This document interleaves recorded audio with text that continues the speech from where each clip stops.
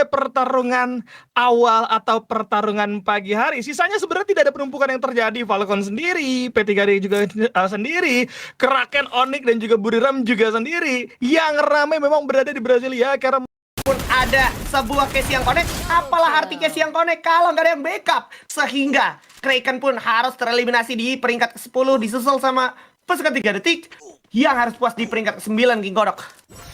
ada apa gerangan? Ini ada apa gerangan? Nggak mendapatkan good start di early-nya. Dan kita akan lanjut All Gamer Global menemukan lawan mereka selanjutnya, RRQ Kazu kali ini. Satu orang Mal udah jatuh knockdown. Dua udah knockdown. Maal dan juga Dir. Tidak Maal dan juga Dir. Kandas untuk kesekian kalinya. All Gamer Global udah boleh masuk ke dalam zona, tapi di dalam sepertinya mereka harus lebih hati-hati lagi karena ternyata dalam dari Satu-satunya komponen paten yang bisa dimanfaatkan adalah Watchtower. Berusaha menghindari tembakan dari seorang Waham, tapi Nord terus tumbang dengan sakitnya. Varsbury kali ini berhasil coba di take down. ABCD juga sama kali ini langsung mampu menerobos ke area belakang. Dan Team Flash jadi mau nggak mau harus main safe terlebih dahulu. Sepakat, mereka harus main safe. Ini tentang gimana caranya bisa mengendalikan tempo dan juga tidak kehilangan banyak kerugian dari jelang mid game ini. Pergerakannya semakin sempit, dapat satu player, dapat dua player, what a shot. Benar-benar kemampuan individu yang gak bisa dipungkiri ada di tangan seorang Adrian, sehingga masih belum mengenai sasaran dengan cukup cepat, tepat lebih tepatnya, dan sudah akan ada move yang harus dilakukan. Zona sudah bergeser.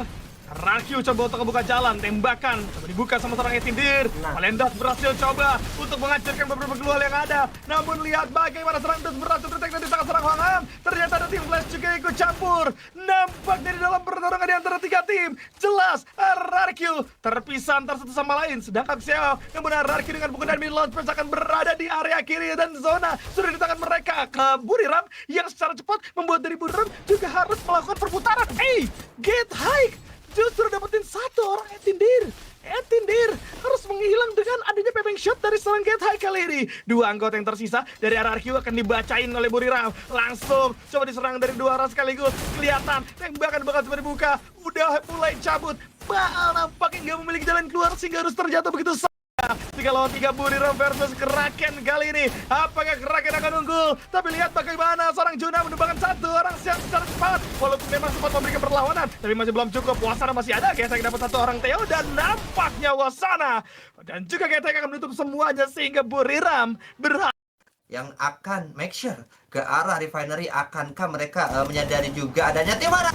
Menembak duluan, kenapa? Apa yang terjadi? Tapi tim dari RRQ tim diri harus ditumbangkan juga. Satu Rebara sudah mulai diaktifkan dari seorang Hans, menggocek satu sama lain. Dari RRQ-nya justru ditumbang. Sangat disayangkan sekali, tergocek oleh pergerakan dari satu orang Hans. Akan dikejar oleh seorang Abai dan dari seorang Abai yang menumbangkan seorang Hans. Sehingga United di early gamenya rotasi satu pergerakan mereka ke arah comment post itu cukup worth it banget, karena mungkin tim fightnya juga kita lihat dari satu player Kraken Seon yang melakukan jump shoot dengan Bizonnya akan berduel dengan masih belum kuat. Udah ada inisiasi penetrasi coba dilakukan, tapi Nord berhasil memenangkan duel. Langsung ditutup. P3D Kediri masih belum sanggup, masih belum siap. Nah, untuk seorang Legalot, kita akan melihat bagaimana pertarungan jarak jauh akan segera terjadi. Tim Falcon sudah pasti akan tumbang dua anggotanya karena coba untuk adu aim sama RRQ berada di area jendela. Kali ini RRQ lihat komit 3 orang sekaligus menghujani peluru ke area tim Falcon. Ada pala bantuan juga yang hadir. Ternyata AG kali ini yang coba untuk menerobos kompon dari tim Falcon, menumbangkan beberapa anggota dari area tim Falcon. Namun ada seorang Cino yang berhasil di take down lagi di tangan seorang Maal. Lihat tembak bakal coba diratakan, masih ada satu orang, tapi lihat ya MHSR berhasil di take down dengan ada seorang Maal yang berada di area luar. Dan kali ini Dio akan coba untuk dihajar habis-habisan, walaupun ternyata Dewa juga harus tunggu di posisi yang ke-6. Gerakin juga yang berupaya masuk ke arah circle selanjutnya, padahal zonanya itu kita lihat dari tim Flashnya juga sudah mulai komit ke arah tim AG Global. Seorang Cinoy-nya dijatuhkan oleh seorang Maal di arah belakang. Nice banget dari seorang Maal, karena mungkin dari tim SRD juga dijatuhkan. Sangat sulit untuk tim dari tim oleh seorang Saifa, tapi RRQ masuk di momen yang pas karena menumbangkan satu player dari seorang Saifa. Menyisakan satu orang diri, tapi death-nya terkeker dengan mudah oleh seorang Dio. Tim Flash maju dari seorang AG globalnya masih bisa melakukan gocek. Dio sentris, benar-benar Dio sentris dari para pasukan tim AG globalnya. Karena hanya Dio misalkan seorang diri dan satu player Hoang Im berhasil dijatuhkan juga dari para pasukan tim Flashnya, menyisakan 4 player dan 3 bahkan dari RRQ-nya. Ini harusnya menjadi satu hal yang baik dan kabar yang baik untuk RRQ dan bisa mendapatkan buyahnya. Karena mungkin Riptide Rhythm sudah mulai dibuka juga. Dudes sudah mulai menunggu satu momen yang pas. Bear dengan Trogonnya juga satu player dari tim Flash akan dikejar bisa-bisa dan seorang Jai-nya juga. Jangan kecolongan dari tim RRQ-nya karena dari abainya dan Dirnya juga dijatuhkan, bahkan Dudes sama menyusul di arah sana. Misalkan seorang Maal dan juga seorang Abai yang akan berduel dengan seorang Jai di area pohon yang sama, di tempat yang sama. Ini benar-benar harus bisa dimanfaatkan dengan baik oleh RRQ karena mungkin mereka diungguli dengan jumlah. Tidak boleh kecolongan sama sekali karena Jai cukup sulit. Mereka hanya menyisakan seorang diri saja. Jai 17 sudah mulai ditunggu juga oleh 2 player dari RRQ-nya. Masih ditungguin oleh seorang Ma. Masih menembak-nembak, melakukan baiting maksudnya. Tapi tidak bisa semudah itu karena ini RRQ, bos. Bukan lawan yang biasa untuk dihadapi oleh tim Flash. Benar-benar respect banget menunggu juga pergerakan dari tim RRQ yang akan maju atau bahkan dia yang akan menghampiri para pasukan dari tim RRQ. Kita lihat tim fight terakhir yang akan terjadi. Seharusnya jumlah diungguli oleh RRQ. Abai harus menang kontak. Gak boleh kalah karena Oscar-nya sudah mulai dibuka juga. Jai-nya sudah mulai tercicil. Riptide Rhythm sudah mulai connect. Tercicil beberapa HP dari seorang Jai. Bukan berduel. Belum. Tidak, karena mungkin masih digocek-gocek saja oleh seorang Jai. Belum melternya akan dipakai. Akan mundur dari seorang Jai-nya juga. Akan melakukan elim sendiri kah? Tapi tidak, sepertinya ditutup oleh para pasukan dari tim RRQ. Darahnya cukup sekarat dan buya untuk RRQ Kazu di Sabar, tapi lihat turun dia. Masih bisa mengikis begitu banyak SP Adrian. Tapi berhasil bola bantuan yang tepat waktu dan serang Nord membuat dari Time Rhythm sudah mulai dibuka juga. Dari Crime yang terculik duluan, ini bahaya sekali dan bencana untuk para pasukan Onyx 3 jauh. Coba untuk diberikan sisi yang berbeda ada Theo. Coba untuk hadir kali ini. Dan sudah akan lihat bagaimana seorang Abai dapat karena serang Theo. Seon juga bakal coba dimakan sama seorang Maal. 2 orang lemparan frag grenade dari seorang Dudes juga membawakan hasil kali ini. Bahkan dari Seon tidak mampu diselamatkan. Ubzi dapetin PP. Is gonna be double kill for Ubzi atau tidak sama sekali? Tidak nampaknya karena dari Tindir yang langsung menutup pergerakan dari serang Ubzi. Gerakan berarti secara resmi hanya menyisakan Ian di arah bawah tadi, tapi tim fight tidak terbendungkan. RRQ dengan 9 poin eliminasinya akan maju satu orang, seorang Maal. Tapi apa itu ledakan demi ledakan yang diledakkan oleh diri sendiri dari seorang Dead, yang sehingga seorang Maal dapat mempick up dengan mudah dari pasukan tim RRQ-nya. Juga harus di follow up satu orang Maal karena kita lihat akan ditumbangkan satu orang Maalnya juga akan berduel satu orang juga. Dead dijatuhkan lagi. Hoang Im akan ditembak juga oleh seorang 18 Dir yang sudah mulai melakukan medikasi terlebih dahulu sebagai bentuk respect terhadap health point yang ia miliki. Belum utuh 100% untuk health point-nya. Sudah mulai cicil satu persatu health point. Dari Hoangnya juga akan tidak terlalu terburu-buru untuk melakukan satu tembakan terhadap seorang 18 Dir karena menyadari juga 1 lawan 1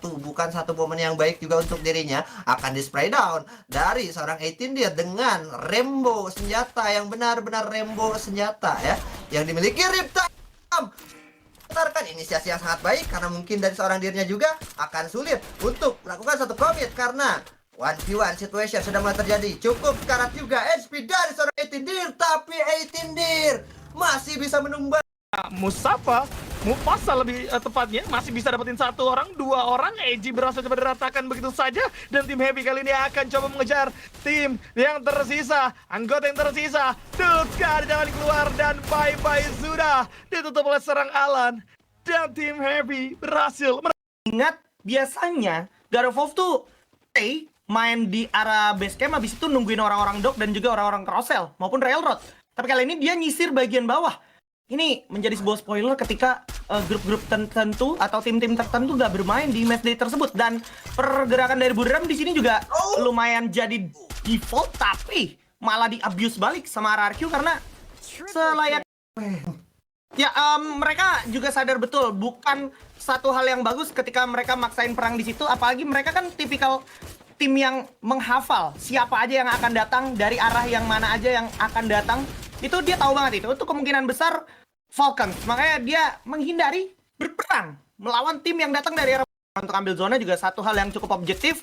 Dan kita berpindah ke arah pinggir garrison, God of Wolf, dan juga kita lihat dari kejauhan Deer berhasil dapetin seorang North. RRQ adalah tim satu-satunya tim yang paling diuntungkan dari segala sisi karena nggak ada penumpukan. Mereka membaca game Alpine mereka dengan sangat maksimal. Kita lihat Abai dan juga anak-anak dari RRQ hanya perlu memberikan hujan peluru ke semua titik sehingga mereka semua semakin terpressure. Akhirnya Dewa United gak bisa berbicara banyak. Dewa United juga kalah jumlah dan sudah kandas begitu saja. Bahkan GOW yang mungkin dapetin poin elim banyak tapi juga nggak bisa dapetin placement yang lebih jauh lagi karena posisinya udah sulit banget. Dan sekarang tinggal tim Falcon saja. Dan ini akan menjadi cenderung kemenangan mutlak harusnya untuk RRQ karena nggak ada lagi tim yang bisa memiliki keajaiban 1 lawan 4 menang 1, nggak mungkin. Dan tentu saja RRQ berhasil mengeksekusi Alpine-nya dengan sangat maksimal tentu.